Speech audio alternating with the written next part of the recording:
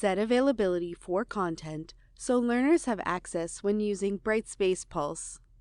This tutorial shows how to set date availability for content to ensure learners can view it on Brightspace Pulse.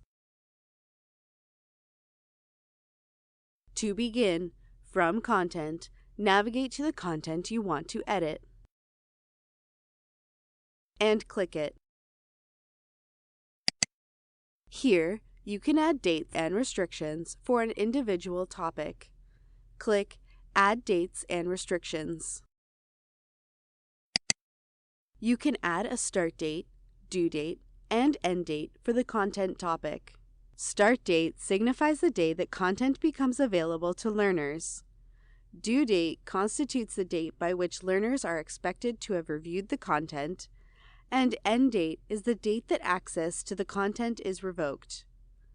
Note: at a minimum, the end date must be established so the content will appear in Brightspace Pulse.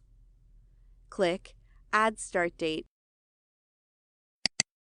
Then, set the date and time that you want the content to become available to learners. Similarly, set the due date and time. Then, set the end date and time.